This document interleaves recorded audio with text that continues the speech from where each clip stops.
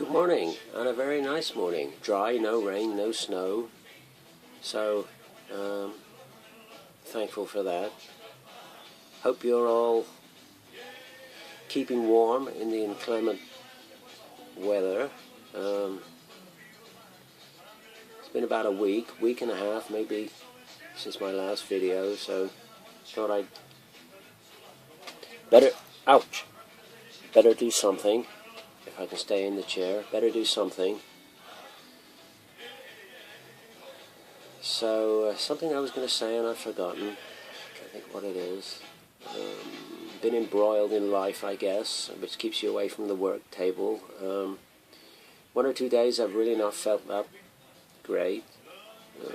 Had to take a trip to London, which from where I'm to, right down the tip end of Cornwall, is quite an arduous journey, and then to be sat on a bitterly cold Paddington station and somebody to say to you, or ring you and say to you, your appointment has been cancelled, was not good. Not at all. All keeps you away from the painting table, which is frustrating, but anyhow, we're here now. With regard to the hat,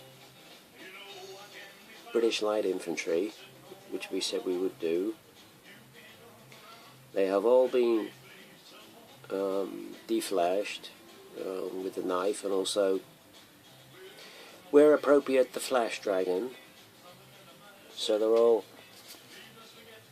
waiting for some primer, which hopefully I might do today. I did say, as regard to standard bearers, we would take a couple of the figures and cut out the rifle they were shouldering and just put in a pole. Well, I tried that and I just wasn't happy with it. I just don't know what it was. I just couldn't seem to get it right. So I've dumped them in preference to a couple of figures by Airfix, which I've used, which are fine. I've cut down the shako to make it look like the earlier version shako, because the Airfix figures had the later type of shako, so I've cut it down to make the, what do they call it, stovepipe shako, and I've inserted a little, you can see that, so that you can just about see it. I've inserted a little plume in the top, so there's 2 of them, and also the drummer. I didn't know whether I was going to use a hat figure and put a drum over the shoulder, or make a complete new figure. I decided in the end to make a complete new figure. That's made out of 1 Airfix infantryman, and the arms are from 2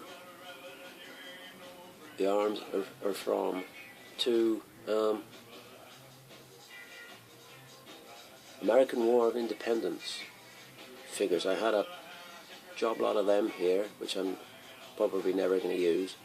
So I found 2 of them and just cut the arms off and put them onto the infantry figure. The only thing I have to do now, obviously, is add the drum, which we have here somewhere. Yeah, here is the drum, which just needs sanding down a bit on the ends, and then just drill a hole in it, put a little pin in it, and pin it to the drummer. So that's where we're at with the British Light Infantry. I'm not sure which battalion I'm going to do. For some reason I keep getting in my head green facings for some reason, so probably do them with green. I don't know what regiment that would make them. Oxfordshire, I think. I have to look at my book, but that's what we're going to do anyway. The only other thing I have done which I'm very pleased with, is I rebased a battalion of Duke of Cornwall's light infantry, which we had.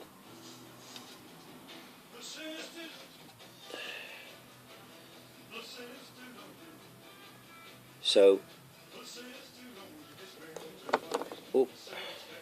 knocking one of my figures over there.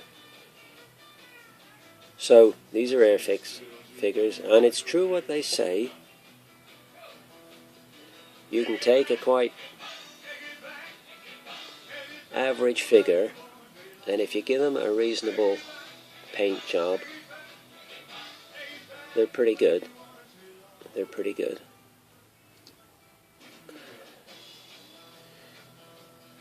So I'm pretty well pleased with these. I think they look pretty good. So if I get a few more battalions up to that standard, then I'll be pretty happy. And it'll be interesting, what's going to be interesting is to see how the hat light infantry compare with the Airfix.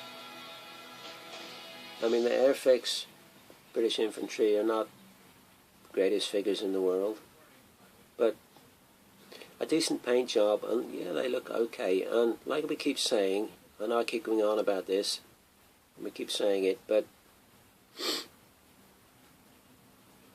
we are only producing figures for the gaming table. We're not going to be in a cabinet on display or something like that.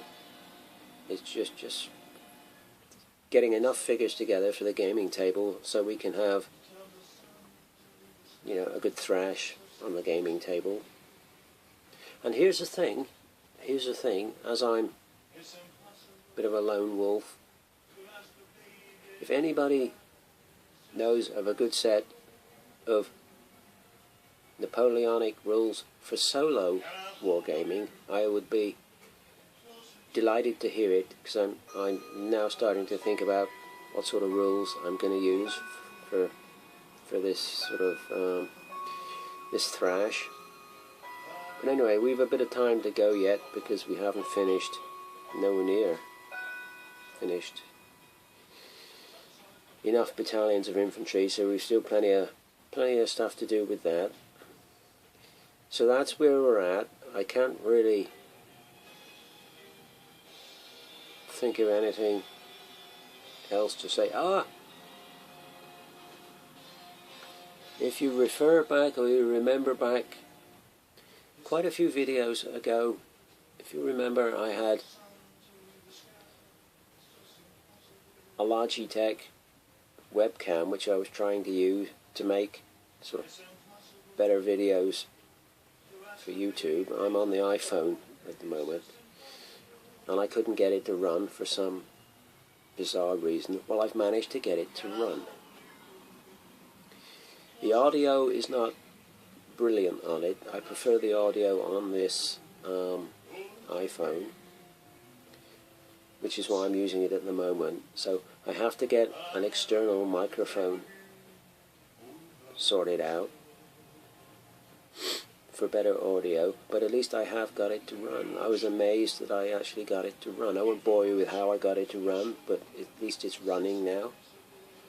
So hopefully I can make some better sort of videos. But anyway, that's me done. I think I'm going to go out, actually. We'll see. But that's where I'm at. Nice to be back again. More updates as and when we get blocking in the colours on the British infantry. Get some. Hopefully today get some primer. A couple of coats of primer on these figures, and we can start adding some colour. So, usual rules apply, you know. Thank you for watching. Thank you to the people that subscribe. Not many of you, but There you go. And we'll catch you on the next one. Thank you for watching.